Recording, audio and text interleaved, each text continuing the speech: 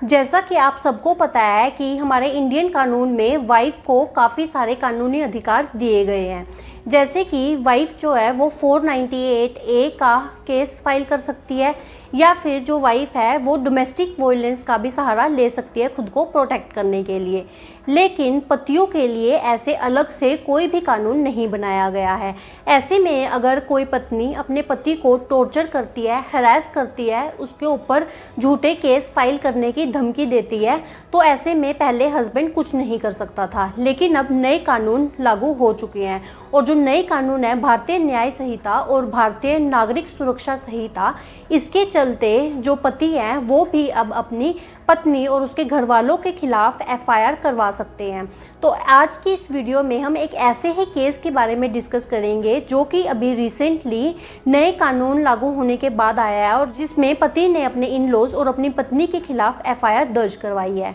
तो फ्रेंड्स, मैं हूं एडवोकेट ज्योति और आप देख रहे हैं हमारा चैनल लीगल स्टोर हाउस। अगर आपने हमारे चैनल को अभी तक सब्सक्राइब नहीं किया है तो चैनल को सब्सक्राइब कर लें और नीचे दिए गए बेल आइकन को भी ऑन कर लें, क्योंकि लॉ से रिलेटेड ऐसी इंपॉर्टेंट इन्फॉर्मेशन हम आपके लिए लेके आते रहते हैं। तो फ्रेंड्स, बिना किसी देरी के शुरू करते हैं आज की इस वीडियो को।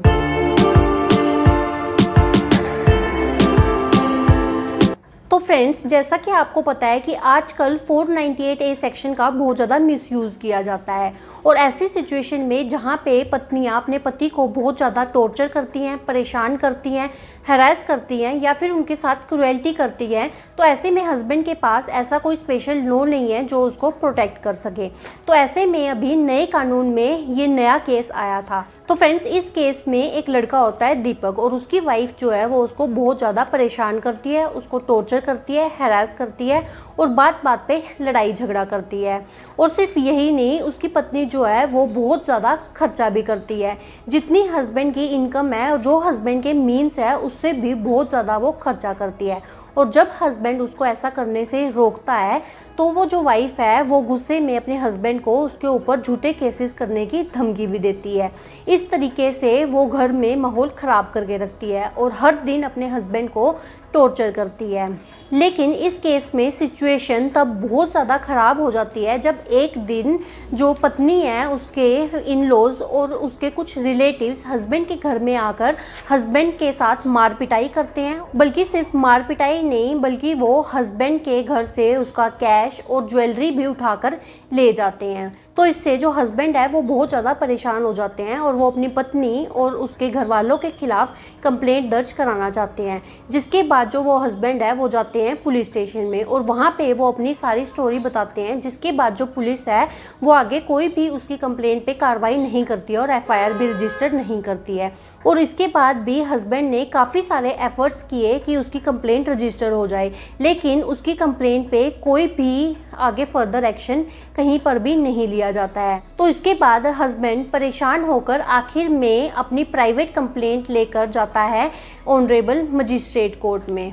तो मजिस्ट्रेट कोर्ट में हस्बैंड का कहना होता है कि मेरी वाइफ मेरे साथ क्रुएल्टी करती है, मेरे साथ बहुत ज़्यादा टॉर्चर करती है, हैरेस करती है, बार बार मुझे झूठे केसों में फंसाने की धमकी देती है, और सिर्फ यही नहीं, इसने और इसके घर वालों ने मिलकर मेरे साथ मार पिटाई की है और मेरे घर से कैश और ज्वेलरी भी उठा के ले गए हैं। तो यहाँ पे मेरे केस की सुनवाई की जाए और यहाँ पे मेरी कंप्लेंट को रजिस्टर किया जाए। जिसके बाद मजिस्ट्रेट कोर्ट जो है वो हस्बैंड की कंप्लेंट पर एक्शन लेने के लिए पुलिस को ऑर्डर करती है, और इसके साथ साथ जो मजिस्ट्रेट कोर्ट है वो पुलिस को ऑर्डर करती है कि हस्बैंड की कंप्लेंट की एफआईआर रजिस्टर की जाए।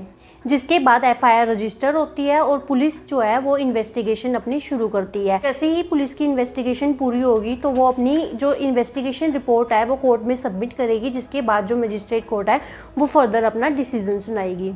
और ये जो सारी कार्रवाई है ये नए कानून भारतीय न्याय संहिता और भारतीय नागरिक सुरक्षा संहिता के अंतर्गत ही होगी।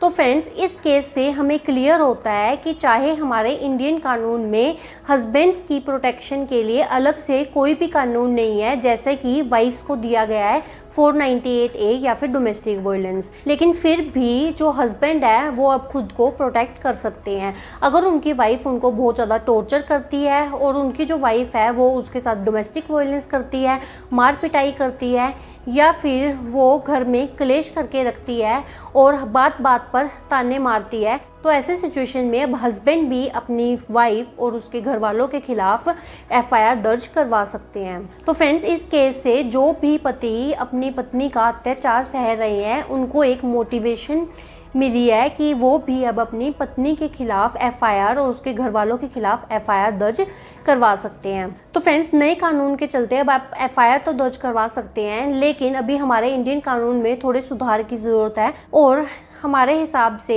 हस्बैंड के लिए भी, हस्बैंड की प्रोटेक्शन के लिए भी कुछ लॉज का होना बहुत ज़्यादा ज़रूरी है। और सेक्शन 498A का जो मिसयूज़ किया जाता है उसका अब बंद होना बहुत ही ज़्यादा ज़रूरी हो गया है। तो मेरी आप सबसे यही एडवाइस है कि आपको इन सेक्शंस का, जो कानून आपकी सुरक्षा के लिए बनाए गए हैं, उनको मिसयूज़ नहीं करना चाहिए। तो फ्रेंड्स, आई होप ये वीडियो आपको अच्छी लगी होगी, यूज़फुल लगी होगी, इन्फॉर्मेटिव लगी होगी। अगर ये वीडियो आपको अच्छी लगी है तो वीडियो को लाइक करें, शेयर करें। अगर आपने हमारे चैनल को अभी तक सब्सक्राइब नहीं किया है तो चैनल को सब्सक्राइब कर लें। तो फ्रेंड्स, इस वीडियो में इतना ही। अपना कीमती समय हमें देने के लिए धन्यवाद।